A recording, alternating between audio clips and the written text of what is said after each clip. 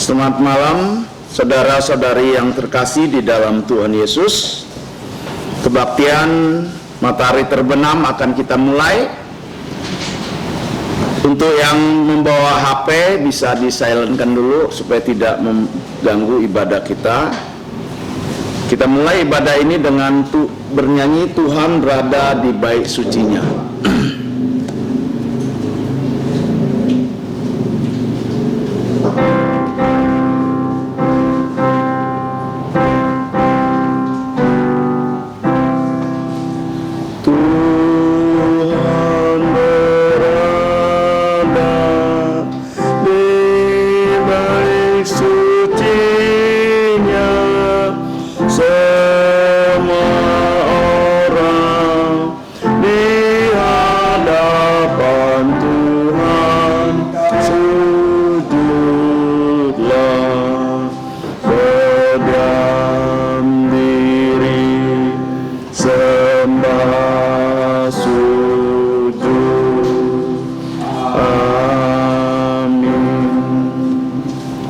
Mari kita berdiam diri, kita masuk dalam doa teduh.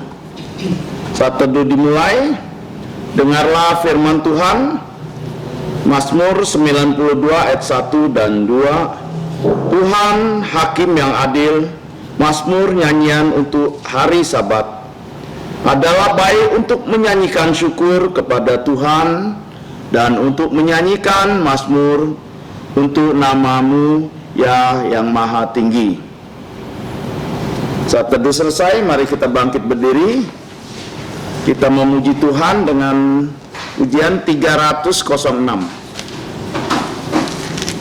306, datanglah bersyukurlah.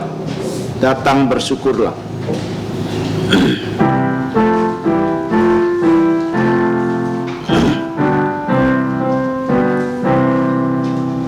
Datang bersyukurlah pada Allah Tuhanmu, dengan rencananya ku bersyukur bergemar sejak semulanya, berkatnya ku diberi, kasihnya melimpah, tak berkesudahan. Semoga kasihnya selamanya bersamaku, dengan sukacita jantungku disegarkan, bila Ia menjaga lenyaplah takutku, berkat anugerahnya padaku diberi.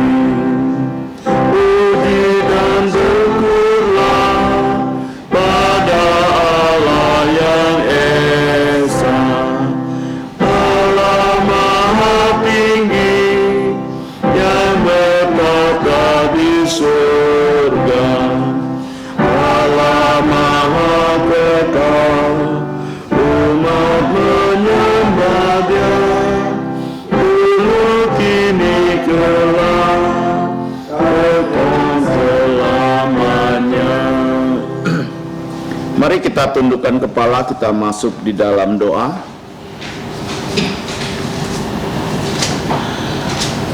Allah Bapa kami yang ada di surga, kami mengucap syukur untuk malam hari ini kami masih bisa datang di hadapan-Mu. Semua karena anugerah-Mu, semua karena kasih-Mu kepada kami. Kami ucap syukur untuk setiap kami yang sudah hadir di ruangan ini. Kami boleh menenangkan lubuk jantung kami, dan kami boleh punya lubuk jantung yang datang mau menyembah, memuji, memuliakan nama Engkau. Kiranya Engkau menerima pujian penyembahan kami.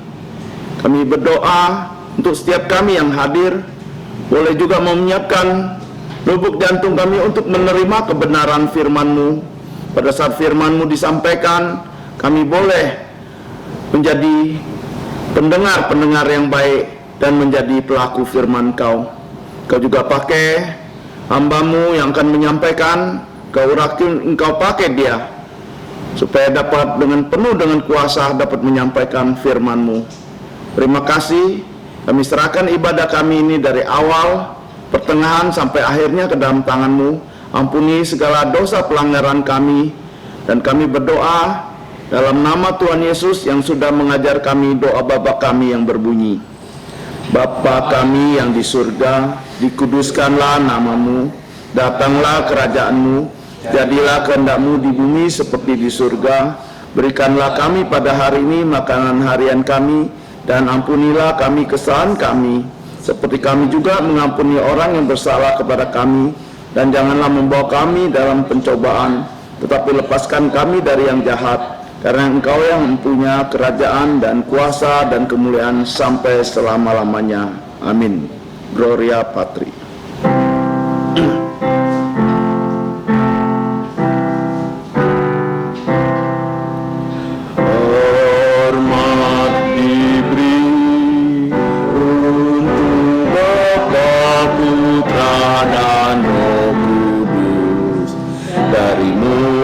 Sampai sekarang dan seterusnya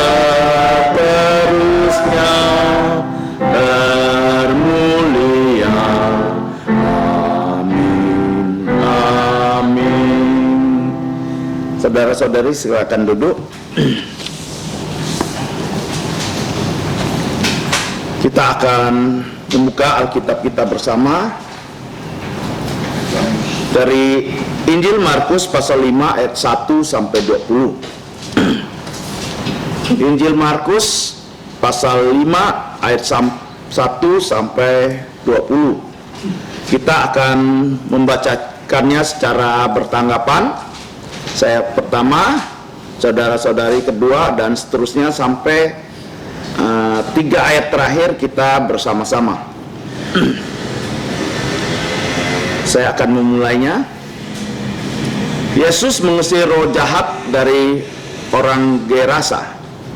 Lalu sampailah mereka di seberang danau di daerah orang Gerasa. Baru saja Yesus turun dari perahu, datanglah seorang yang kerasukan roh jahat dari perkuburan menemui dia. Orang itu diam di sana dan tidak ada seorang pun lagi yang sanggup mengikatnya sekalipun dengan rantai. Karena sudah sering ia dibelenggu di rantai, tetapi rantainya diputuskannya dan belenggunya dimusnahkannya, sehingga tidak ada seorang pun yang cukup kuat untuk menjinakkannya. Siang malam ia berkeliaran di kuburan dan bukit-bukit sambil berteriak dan memukuli dirinya dengan batu. Ketika ia melihat Yesus dari jauh, berlarilah ia mendapatkannya lalu menyembahnya. Dan dengan keras ia berteriak, "Apa urusanmu dengan aku, hai Yesus, Putra Allah yang Maha Tinggi? Demi Allah jangan siksa aku." Karena sebelumnya Yesus mengatakan kepadanya, "Hai engkau roh jahat, keluar dari orang itu." Kemudian ia bertanya kepada orang itu, "Siapa namamu?" Jawabnya, "Namaku Legion, karena kami banyak." Ia memohon dengan sangat supaya Yesus jangan mengusir roh-roh itu keluar dari daerah itu. Adalah di sana di lereng bukit sejumlah besar babi sedang mencari makan. Lalu roh itu meminta kepadanya, katanya, "Suruhlah kami pindah ke dalam babi-babi itu, biarlah kami memasukinya." Yesus mengabulkan permintaan mereka. Lalu keluarlah roh-roh jahat itu dan memasuki babi-babi itu. Kawanan babi yang kira-kira 2.000 jumlahnya itu terjun dari tebing sungai ke dalam danau dan mati lemas di dalamnya. Maka berlarilah penjaga babi itu dan menceritakan hal itu di kota, di kampung-kampung sekitarnya. Lalu keluarlah orang melihat apa yang terjadi. Mereka datang kepada Yesus dan melihat orang yang kerasukan itu duduk, sudah berpakaian, sudah waras. orang yang tadinya kerasukan legion itu, maka takutlah mereka. Orang-orang yang telah melihat sendiri hal itu menceritakan kepada mereka tentang apa yang telah terjadi atas orang yang kerasukan setan itu dan tentang babi-babi itu. Lalu mereka mendesak Yesus supaya ia meninggalkan daerah mereka. Sama-sama pada waktu Yesus naik lagi di dalam perahu, orang yang tadinya kerasukan setan itu meminta supaya ia diperkenankan menyertai dia. Yesus tidak memperkenankannya, tetapi ia berkata kepada orang itu, "Pulanglah ke rumahmu kepada orang sekampungmu dan beritahukanlah kepada mereka segala sesuatu yang telah diperbuat oleh Tuhan atasmu dan bagaimana ia telah mengasihi engkau." Orang itu pun pergilah dan mulai memberitakan di daerah Dekapolis segala apa yang telah diperbuat Yesus atas dirinya. Mereka semua menjadi heran. Puji Tuhan atas pembacaan firman Tuhan. Kiranya melalui firman Tuhan kita makin mengenal Tuhan yang kita sembah, yaitu Yesus Kristus. Mari kita memuji Tuhan kembali. 228. Ia melindungi jiwaku.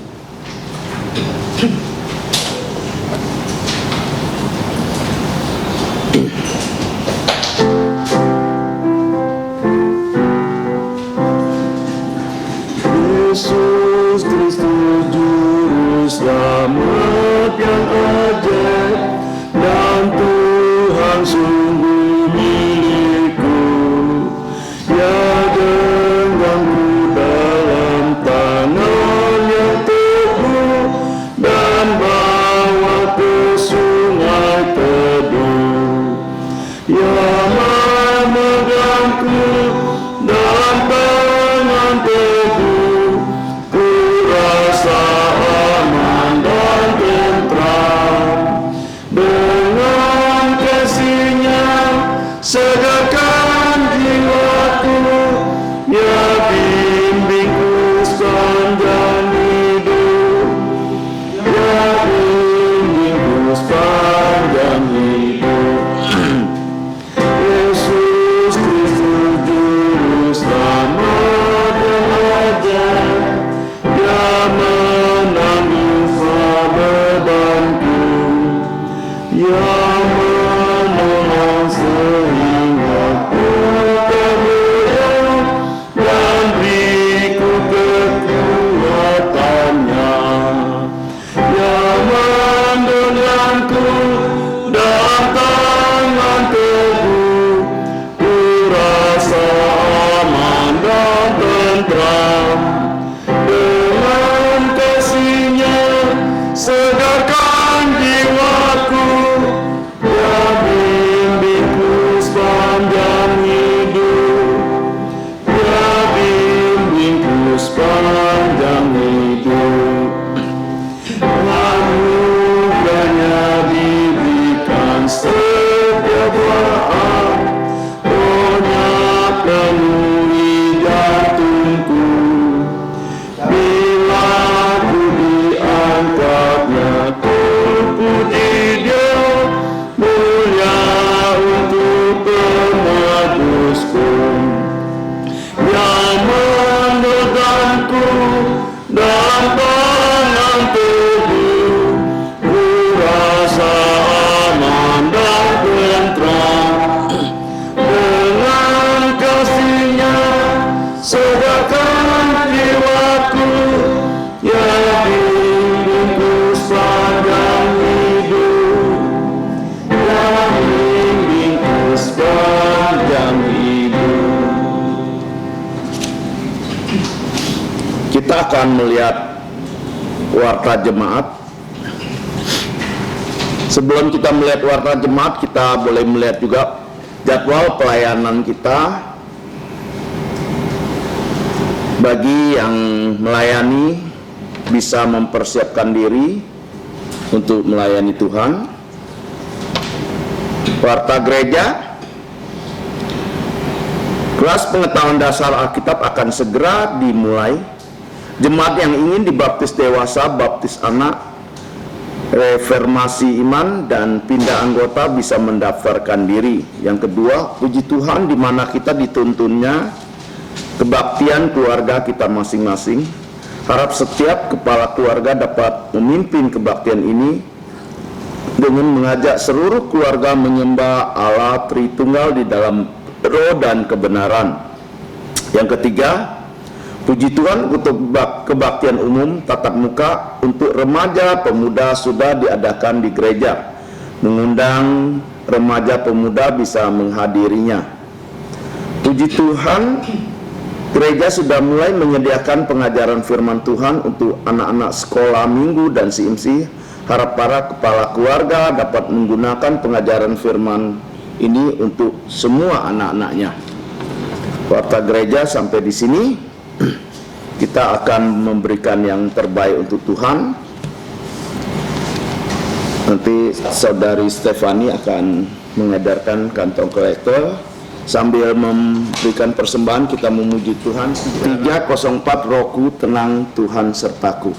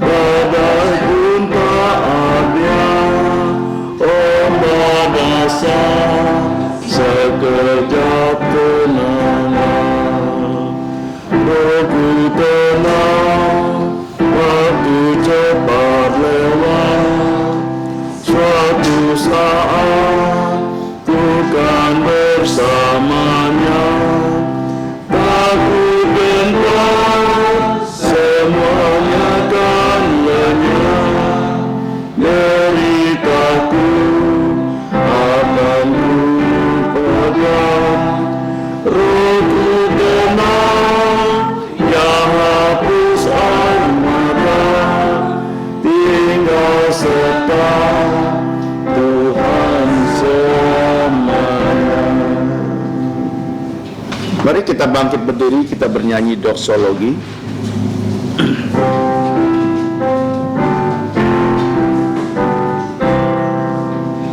Puji Allah sumber berkat, puji asma ciptaannya, puji Dia para malaikat, Bapa Putra Roh Kudus. Amin. Sekali lagi kita masuk dalam doa.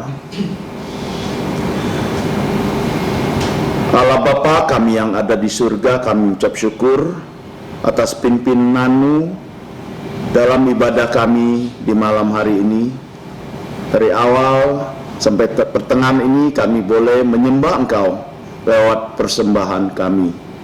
Engkau sudah melihat tangan-tangan yang sudah memberi, Engkau menerima persembahan kami, dan Engkau memakai, memperluas kerajaan-Mu di tempat ini sampai di seluruh Pontianak. Engkau juga memberkati tangan-tangan yang sudah memberi, berkati dengan berkat rohani dan jasmani. Kami ucap syukur Untuk persembahan ini dalam nama Tuhan Yesus kami ucap syukur berdoa. Amin. Silakan duduk saudara-saudara sekalian. Saatnya kita akan mendengarkan firman Tuhan yang hari ini akan dibawakan oleh saudara Zakaria. Temanya Yesus mengusir roh jahat di Gerasa. Waktu dan tempat kami persilahkan. Saya mengucapkan selamat malam untuk Bapak Ibu Saudara-saudara yang terkasih di dalam Tuhan. Kita buka kembali Injil Markus pasal yang ke-5 ayat 1 sampai ke-20. Dan tema hari ini adalah bagaimana Tuhan Yesus mengusir roh jahat dari orang di Gerasa. Sebelum kita melihat firman Tuhan dan mempelajarinya, mari kita masuk dalam doa. Bapa kami yang ada di surga, Bapa dari Tuhan kami Yesus Kristus, Bapa yang telah memberikan firman-Mu yang hidup, yang kekal, yang tidak ada salah, yang sempurna untuk kami manusia, sehingga kami manusia bisa mengetahui siapa Engkau, sehingga kami manusia mengetahui apa kehendak-Mu untuk kami, supaya kami juga bisa mengetahui jalan keselamatan di dalam Tuhan Yesus. Bahkan kami tahu melalui firman-Mu bagaimana kami harus hidup sebagai anak-anak-Mu. Terima kasih Bapa, karena Engkau juga telah memberikan Roh Kudus untuk kami, sehingga saat kami mempelajari firman-Mu, banyak bagian yang kami tidak mengerti, tapi Roh Kudus, Maha Guru kami, telah mengajari kami, sehingga kami mengerti firman-Mu. Bahkan kami diberikan tekad sehingga kami bisa melakukannya. Terima kasih untuk kesempatan pada malam hari ini. Sekali lagi kami akan merenungkan firman-Mu. Tolong setiap kami Bapa, baik yang berbicara, yang mendengar, kami semua bisa dipersiapkan untuk melihat keajaiban-keajaiban dari firman-Mu. Dan kiranya Engkau yang menolong hamba-Mu yang tidak berguna ini, sehingga bisa menyampaikan firman-Mu secara sederhana, namun penuh dengan kuasa. Terima kasih Bapa, ampuni kami akan dosa pelanggaran kami. Kami berdoa hanya di dalam nama Tuhan Yesus. Amin. Tuhan Yesus mengusir roh jahat dari Gerasa, atau kalau kita bisa melihat juga bisa Gadara. Nah, kalau kita melihat Injil Tuhan Yesus, kisah ini tercatat dalam Injil Tuhan Yesus yang ke-75. Dan kalau kita melihat dari Injil Tuhan Yesus, ternyata kita bisa melihat bahwa dari Matius, Markus, dan Lukas mencatat kejadian ini. Tapi ada sedikit perbedaan yang kita melihat saat sekilas membacanya. Tapi itu bukan perbedaan atau kesalahan, tapi kita melihat dari sudut pandang tertentu. Contohnya, seperti di Matius berbeda dengan Lukas dan Markus yang menyebut nama tempatnya, seperti di Markus Gerasa, sedangkan di Matius dia bilang di Lukas disebut Gadara. Ini adalah tempat yang sama. Jadi kita tidak perlu memusingkan yang mana yang betul. Tempat yang sama. Banyak tempat di dunia ini punya dua nama yang sama, yang berbeda tapi sebenarnya mengacu pada tempat yang sama. Nah, ada satu lagi yang mungkin akan membingungkan orang saat membaca Matius. Kenapa ada dua orang yang kerasukan, sedangkan Lukas dan Markus mencatat hanya satu? Sederhananya karena sudut pandang saja. Karena Lukas dan Markus melihat satu orang ini lebih spesial daripada yang satu lagi. Karena nanti kita akan mempelajari lebih fokus dari Injil Markus. Kenapa Markus? Karena Markus mencatat yang paling detail dibanding yang lain. Dan kita akan melihat dari Injil Tuhan Yesus bagaimana semua kisah ini diperlengkapi. Nah, kalau kita melihat roh jahat atau iblis dan mendengar tentang ini, sebagian dari orang kita takut, sebagian orang kita tidak percaya, sebagian dari kita tidak peduli. Padahal iblis sejak jatuh ke dalam dosa dan dia tidak bisa lagi bertobat, dia sudah dihukum dan dia membawa sepertiga malaikat yang jatuh juga untuk mengikuti dia. Dan pada waktunya dia tahu dia akan dihukum. Nah, sejak itulah iblis terus bekerja untuk merusak manusia, untuk menghancurkan manusia, dan untuk merusak rencana Tuhan. Jadi pekerjaan iblis sebenarnya sangat terlihat di dunia ini, tapi dalam bentuk yang berbeda. Makanya dalam Alkitab berkatakan iblis terkadang datang seperti malaikat terang. Untuk orang yang tidak takut dengan setan, dengan hantu, mereka tidak akan digoda dengan cara itu. Mereka tidak akan ditakut-takuti dengan hantu. Tapi untuk orang yang percaya, dia akan digoda seperti itu, dengan cara yang seperti kita tahu. Tapi kita akan melihat dari sini bagaimana pekerjaan iblis sebenarnya sangat aktif sampai saat ini, dan bagaimana di sini Tuhan Yesus berkuasa atas roh jahat. Nah, kita akan melihat dari kisah ini ada 6 hal yang kita bisa catat mengenai bagaimana iblis melakukan pekerjaannya dan siapa iblis. Kita bukan ingin tahu siapa dia, tapi kita harus tahu. Kenapa? Kalau kita tahu siapa yang menjadi musuh kita, kita bisa mengerti dan punya strategi bagaimana mengalahkannya. Nah, makanya kita lihat dari sudut pandang Alkitab bagaimana roh jahat ini akan diusir dan ditaklukkan Yesus. Nah, kalau kita melihat, karena saya akan melihat dari Injil Tuhan Yesus, jadi mohon saya akan menjelaskannya secara kronologi. Jadi jika tidak ada di Markus, maka saya sebenarnya mengambil dari bagian yang lain. Nah, saya akan bacakannya. Lalu sampailah mereka di seberang danau, lalu mendaratlah Yesus dan murid-muridnya ke daerah orang Gerasa atau Gadara.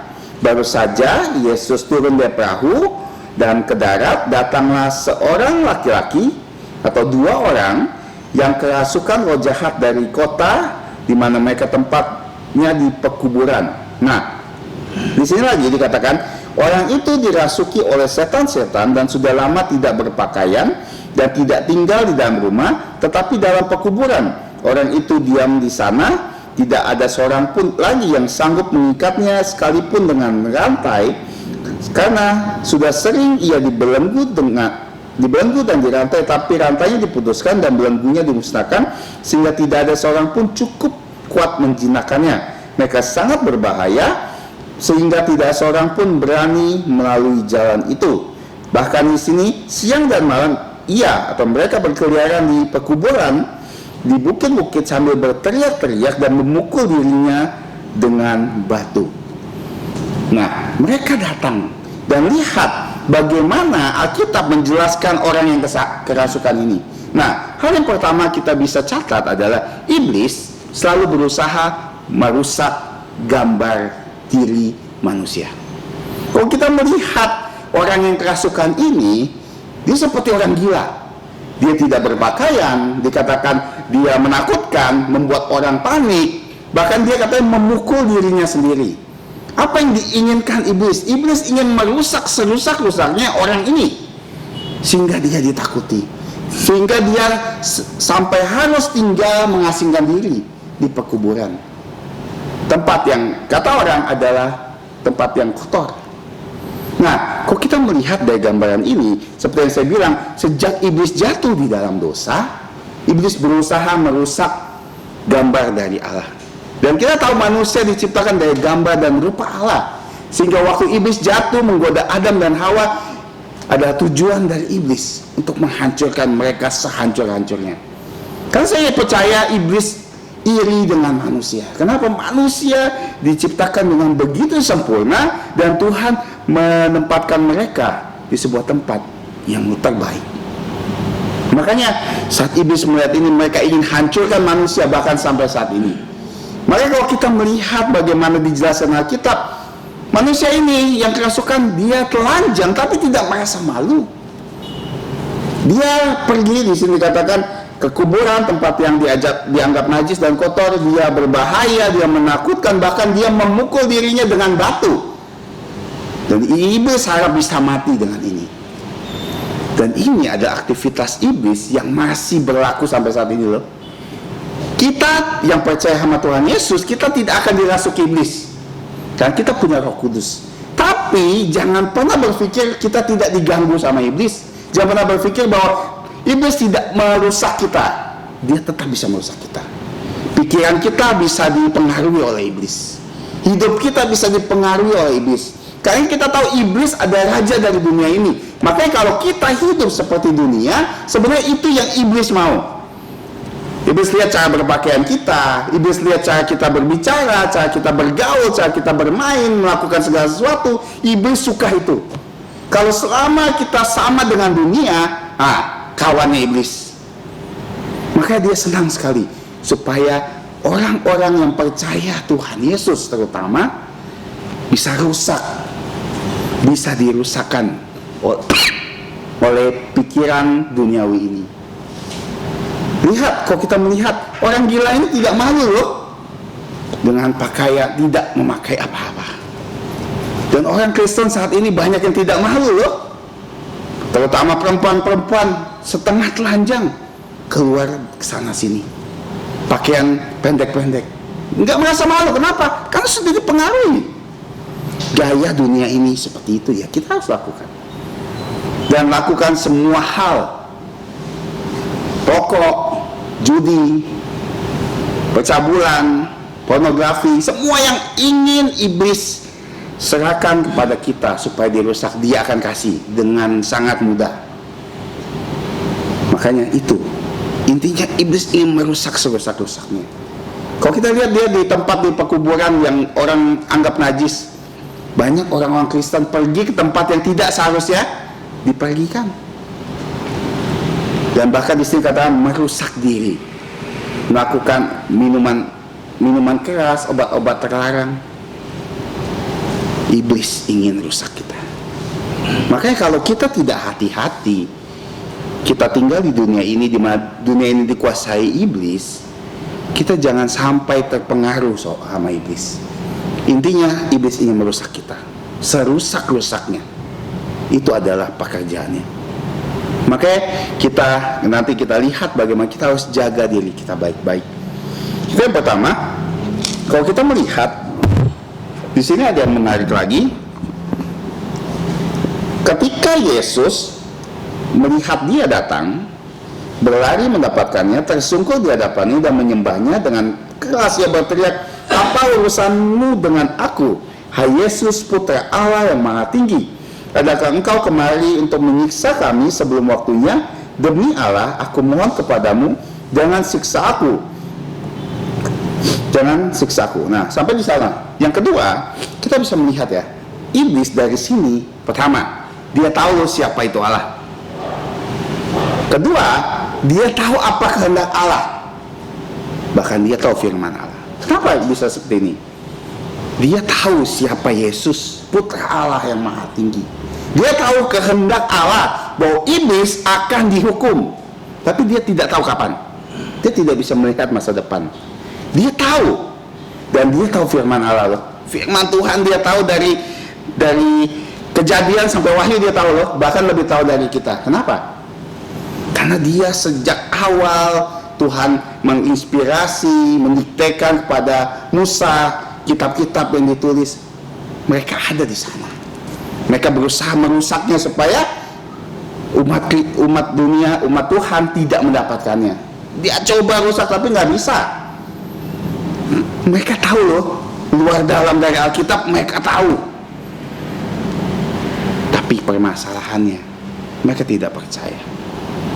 Dan ini menegur kita semua, yang kita punya pengetahuan tentang firman Tuhan, kita punya pengetahuan tentang Allah. Kita tahu, oh Allah itu seperti itu. Tuhan Yesus adalah juru selamat saya. Kita tahu hal itu. Juru selamat mati di kayu salib. Kita tahu. Tapi kalau itu hanya seperti iblis yang tahu, dia hanya mengetahui sebagai informasi untuk dia tahu kehendak Allah loh, bahwa nanti iblis akan dihukum. Dia sendiri tahu dia akan dihukum loh, tapi dia tidak mau percaya dan tidak bisa percaya.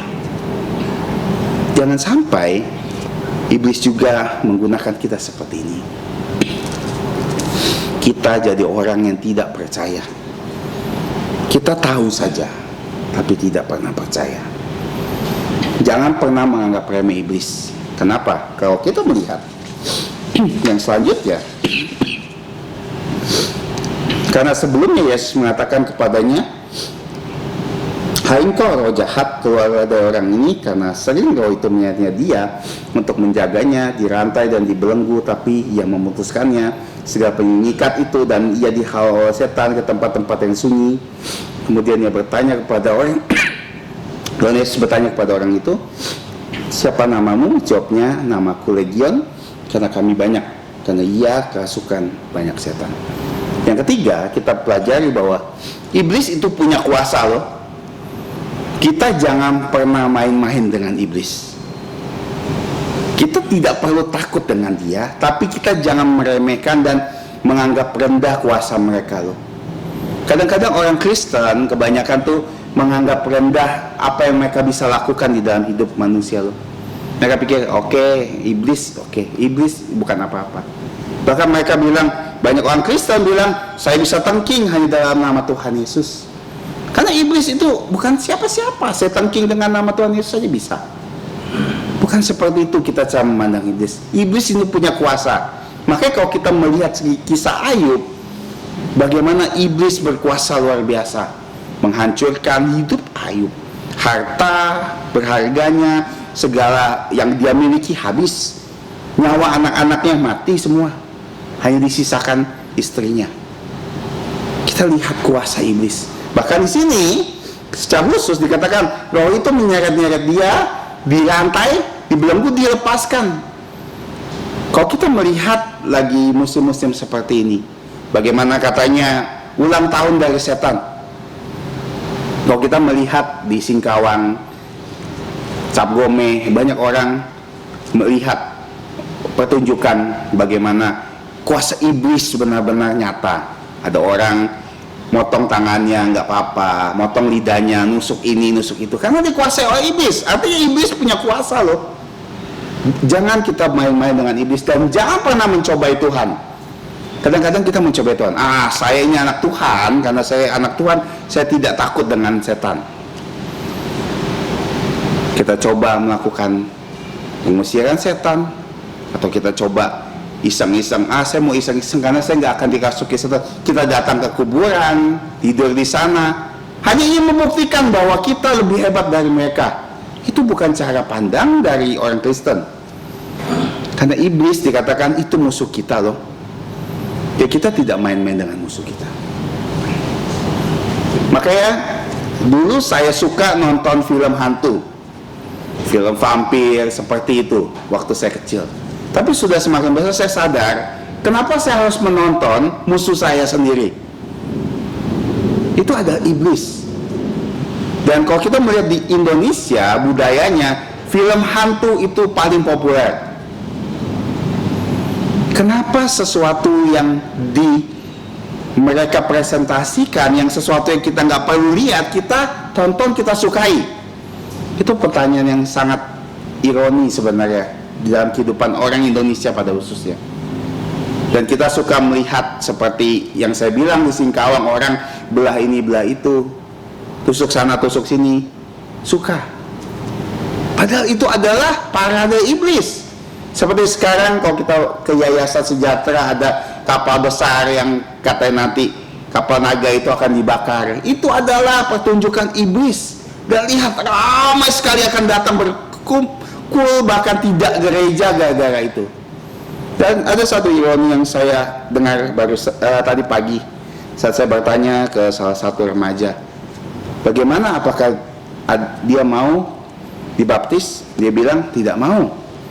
Kenapa? Karena tahun depan dia mau main naga. Kita lihat pengaruh iblis itu, bagaimana sangat merusak. Kita jangan pernah main-main dengan dia. Tapi kita lihat, walaupun dia punya kuasa, dia tidak maha kuasa. Kenapa? Karena nanti kita lihat bagaimana Tuhan mengusirnya dengan sangat mudah.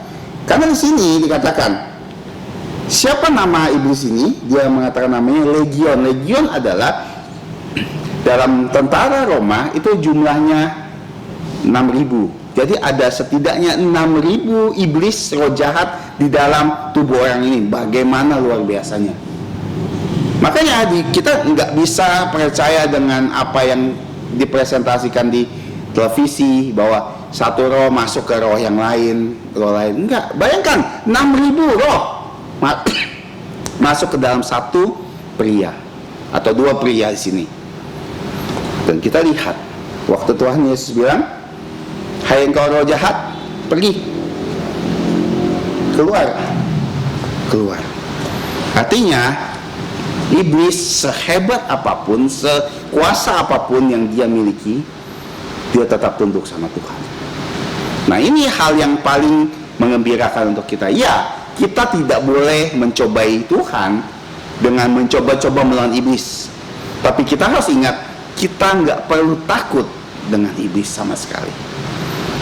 Karena Tuhan lebih berkuasa dari iblis. Nah, yang selanjutnya, ini menarik. Karena ia memohon dengan sangat, iblis itu, jangan mengusir roh-roh itu keluar dari daerah itu, supaya jangan memerintah mereka ke dalam jurang maut. Di sini katakan, tidak jauh dari mereka, di sana ada lereng bukit, sejumlah besar babi sedang mencari makan. Lalu roh-roh itu meminta kepadanya, katanya, "Jika engkau mengusir kami, suruhlah kami pindah ke babi-babi itu, biarkan kami memasukinya." Yesus berkata kepadanya, "Pergilah." Yesus mengabulkan permintaan mereka. Lalu keluarlah roh-roh jahat itu dari orang itu dan masuk di babi itu, dan kawan babi itu kira-kira 2.000 jumlahnya terjun dari tepi jurang ke dalam danau, mati lemas di dalamnya, mati di air. Kenapa saya bilang ini menarik? Karena iblis meminta kepada Tuhan supaya mereka bisa masuk ke dalam babi, dan permintaannya dikabulkan. Nah, kalau kita berpikir iblis minta, kok bisa dikabulkan ya sama Tuhan? Nanti yang menarik, orang yang sembuh tadi dari kerasukan minta loh, tapi nggak dikabulkan sama Tuhan. Kenapa seperti ini? Ini yang menarik. Makanya saya bilang, nah, kalau kita lihat cerita Ayub, kita ingat bagaimana di balik layar iblis berbicara kepada Tuhan, bagaimana ini mencobai Ayub. Dan Tuhan mengizinkan iblis melakukan apa yang iblis mau, hanya jangan bunuh Ayub. Kenapa? Karena ini dicobai oleh iblis. Nah, di sini kita lihat kisah ini sebenarnya menjelaskan kepada kita bagaimana roh jahat yang meminta supaya mereka bisa masuk ke babi, itu diizinkan Tuhan karena Tuhan punya rencana. Tuhan tahu bahwa hal itu baik, walaupun nanti kelihatannya tidak baik. Nah, kalau kita melihat ingat di sini adalah di daerah Dekapolis, daerah orang-orang tidak percaya. Namun ada yang mengatakan pemilik babi-babi ini kemungkinan orang Yahudi yang seharusnya melihat babi sebagai binatang yang kotor atau haram.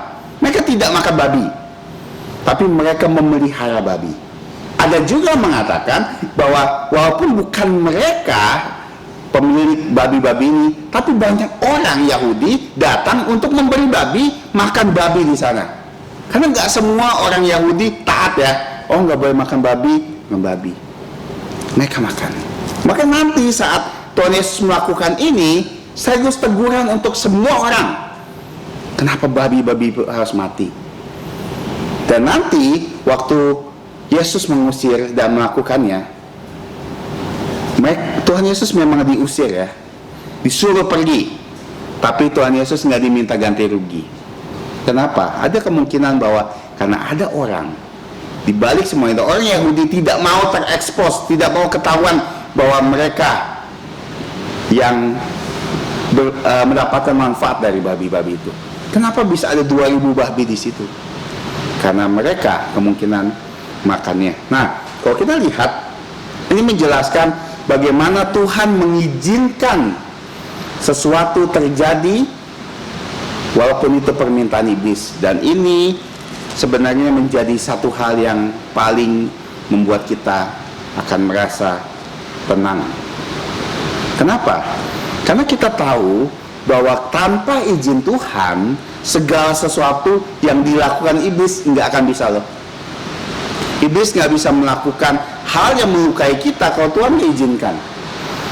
Tapi Tapi di sisi lain, iblis diizinkan untuk menggoda kita. Makanya kita harus hati-hati dengan pikiran kita, dengan perkataan kita dan perbuatan kita. Karena iblis mampu melakukannya. Nah, makanya kalau kita melihat kembali tadi, penjaga-penjaga babi itu melihat apa yang terjadi, maka lari-larilah penjaga babi itu. Dan setibanya di kota dan menceritakan hal itu, segala sesuatu tentang orang-orang yang kerasukan itu di kota dan kampung sekitarnya. Lalu keluar orang melihat apa yang terjadi. Mereka seluruh kota datang kepada Yesus, menjumpai dan melihat orang yang kerasukan itu duduk, sudah berpakaian dan waras. Maka takutlah mereka. Orang-orang yang telah melihat sendiri hal itu menceritakan kepada mereka apa yang telah terjadi atas orang yang kerasukan itu, dan bagaimana orang yang dirasuk setan telah diselamatkan, dan tentang babi-babi itu.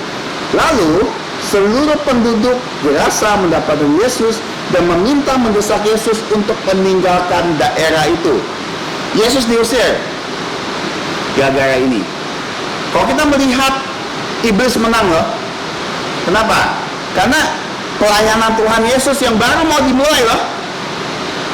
Mungkin Tuhan Yesus akan menginjili di daerah Dekapolis, langsung terhenti loh.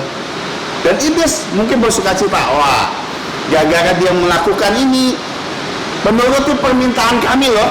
Nah, Tuhan menuruti permintaan kami supaya babi-babi itu mati. Nah, sekarang, mungkin mereka berpikir karena batunya nih, Tuhan Yesus. Iblis berpikir seperti itu.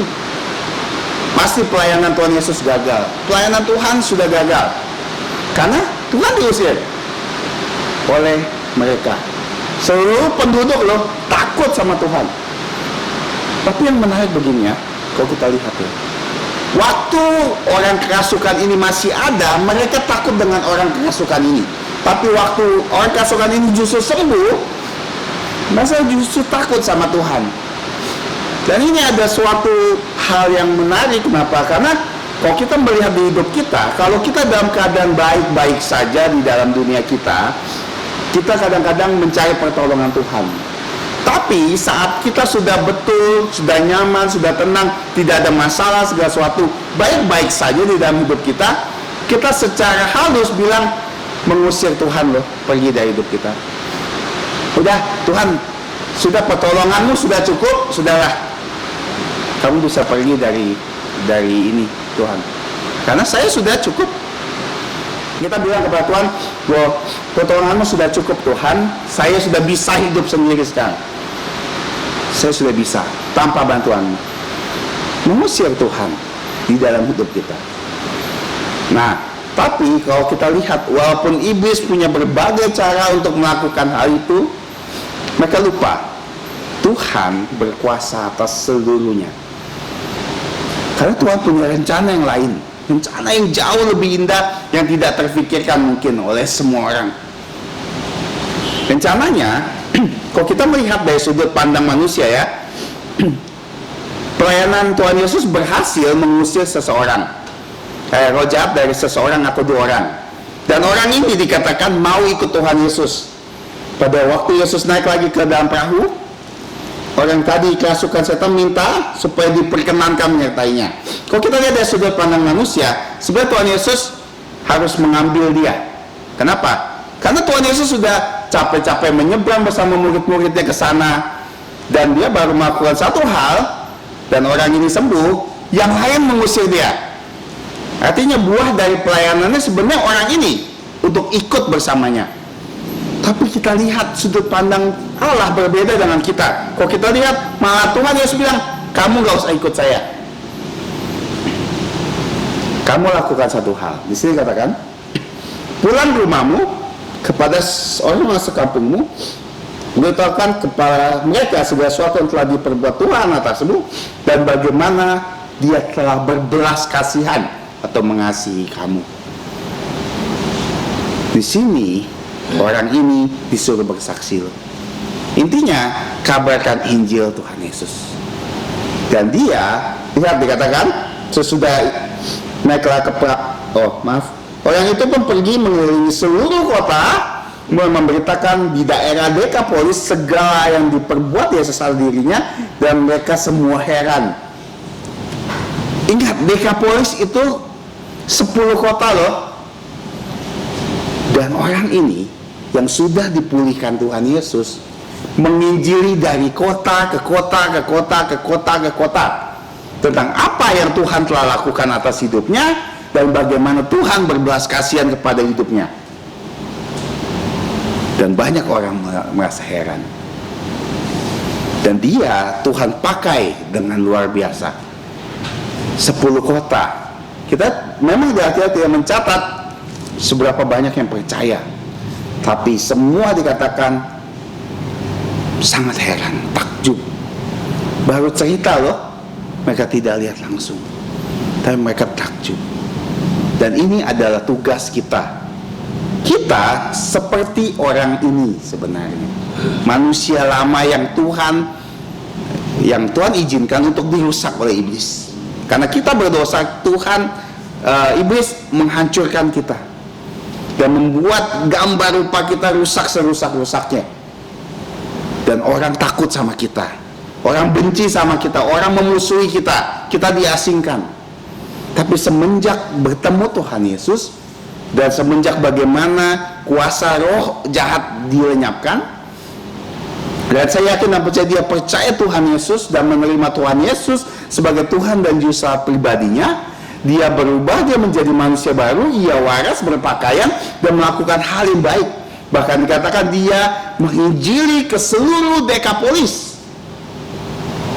Satu orang melakukan yang luar biasa. Dan dia katakan, apa yang Tuhan telah lakukan di dalam hidupnya, ceritakan aja.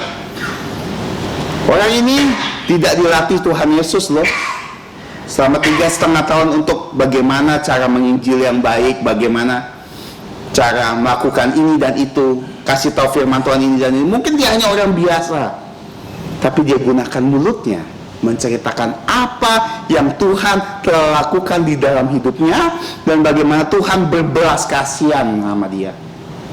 Itu lebih dari cukup. Maka hidup kita sebagai orang Kristen sebenarnya sangat sederhana. Tuhan ingin membuat kita menjadi saksinya dengan mulut kita, dengan perbuatan kita. Dan kita cukup menceritakan. Dikatakan, pertama pulang kepada orang-orang sekampung kamu.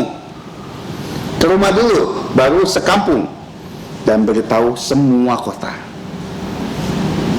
Dan ini ada pelayanan yang berdampak. Kita cukup ceritakan apa yang Tuhan lakukan di dalam hidup kita. Bagaimana dia telah berbuat baik, bagaimana dia telah mengasihani kita. Apa artinya dikasihani? Yaitu saat Tuhan menebus kita, menyelamatkan kita dari dosa. Itu adalah belas kasihan dari Tuhan. Makanya malam hari ini kita lihat, walaupun iblis sehebat-hebatnya dia, berkuasanya dia, berusaha menghancurkan pelayanan Tuhan, tapi Tuhan punya cara yang luar biasa. Tuhan membalikan sesuatu yang dari sudut pandang manusia sebuah kegagalan loh.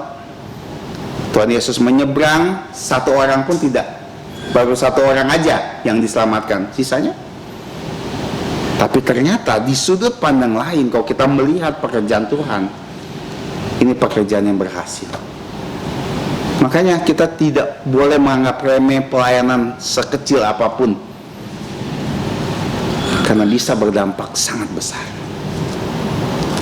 Pelayanan yang kita anggap sepele, belum tentu Tuhan bisa pakai menjadi pelayanan yang sangat besar di dalam hidup kita. Hari ini kita belajar bagaimana iblis berusaha merusak manusia, seperti dia merusak laki-laki ini atau dua laki-laki ini dengan membuat dia gambarnya rusak. Tapi dikatakan juga iblis bukannya merusak, tapi iblis juga tahu, mengetahui kehendak Allah, dia tahu siapa Allah, dia tahu firman Allah, tapi dia tidak percaya. Kita jangan seperti iblis. Dan iblis punya kuasa, tapi tidak maha kuasa. Makanya Tuhan bisa izinkan iblis melakukan sesuatu di dalam hidup kita. Bahkan dia mengizinkan iblis menguasai dunia loh. Tapi sekalipun Tuhan tidak akan melepaskan kita ke tangan iblis. Kita akan selalu dijaganya. Karena iblis roh jahat tunduk kepada Yesus. Dan yang terakhir, waktu iblis berusaha menghancurkan Tuhan dan pelayanan Tuhan, pekerjaan apapun yang ingin dilakukan dan ingin di sudut pandang manusia gagal, tapi Tuhan justru membalikannya menjadi pelayanan yang paling berhasil. Ini adalah bagaimana cara kerja Tuhan yang kita tidak bisa lihat. Kiranya Tuhan menolong kita untuk bisa menjadi saksi yang terbaik. Dan kita harus waspada, karena iblis seperti singa yang meraung-raung di sekitar kita. Kalau kita tidak berjaga-jaga, kita akan dihancurkan, diterkam olehnya. Kalau kita tidak siap sedia. Dan yang paling penting adalah supaya kita tidak dirasuk oleh iblis, kita harus percaya Tuhan Yesus. Dan itu yang paling utama di dalam hidup manusia. Mari kita berdoa. Bapa kami yang ada di surga, kami bersyukur dan bersukacita atas firman yang telah disampaikan dan kami pelajari bersama.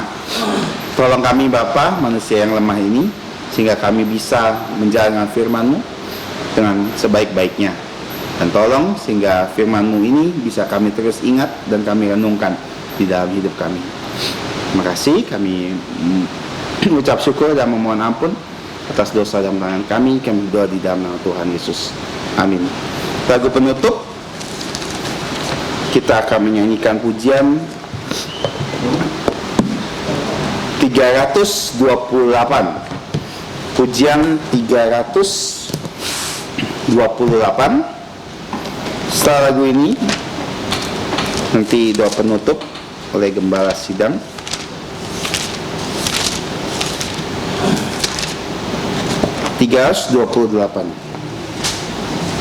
Kita bangkit berdiri.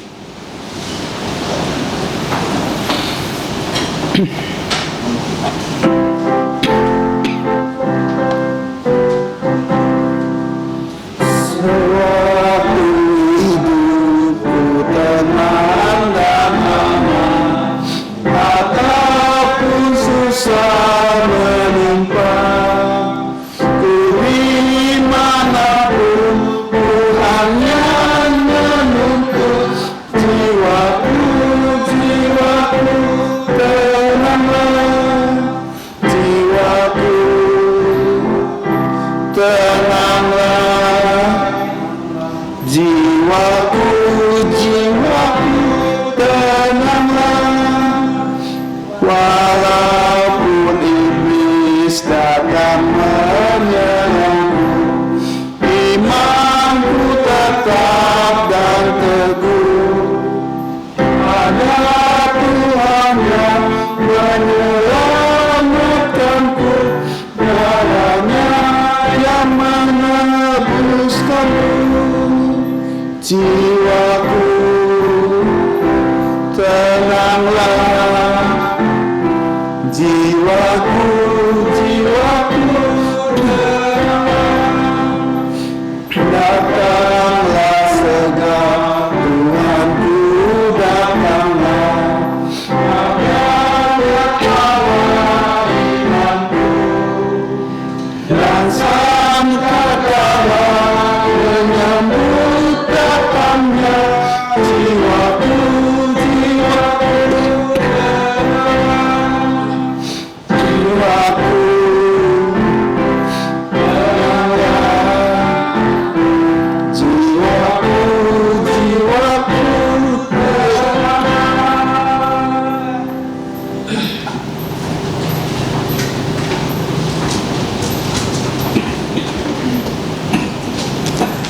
Jemaat yang dikasihi oleh Tuhan Yesus, mari kita bersatu dalam doa penutup. Bapa kami yang di surga, Bapa dari Tuhan kami Yesus Kristus yang adalah kepala gereja, kami bersyukur untuk Engkau yang telah menghimpun gerejamu untuk berkebaktian sejak tadi pagi sampai saat ini. Ya Bapa, kami bersyukur karena Engkau telah menuntun kami dari awal kebaktian matahari terbenam. Kami bisa memuji Engkau, berdoa, menghafal firman dan juga mendengarkan firman-Mu. Ya Bapa, kami serahkan hidup kami akan pulang ke rumah kami masing-masing.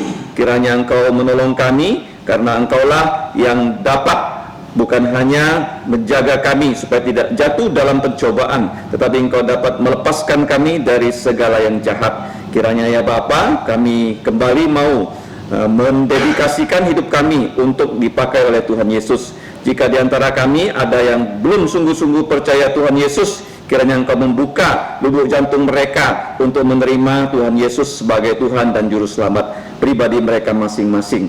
Ya Bapa, kami serahkan hidup kami sebagai pelajar, sebagai ibu rumah tangga, sebagai pekerja dan sebagai pelayan-Mu. Kiranya kami mau menjadi juru bicara Tuhan Yesus yang menyaksikan tentang pekerjaan-pekerjaan yang Tuhan Yesus sudah lakukan dalam hidup kami, baik di masa lalu dan juga di masa kini, supaya orang-orang yang mendengarkannya seperti dua pria di Dekapolis yang bahu-membahu mengabarkan Injil Tuhan Yesus, dan banyak orang dapat diselamatkan melalui kesaksian hidup kami dan juga hidup mereka di masa lalu. Inilah ya Bapa doa kami yang kami naikkan hanya dalam nama Tuhan Yesus. Amin.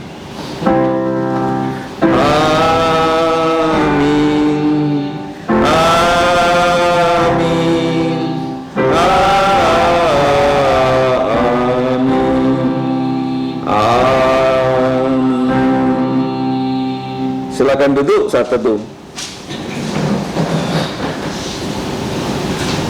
Tuhanmu memberkatimu, Tuhanmu melindungimu.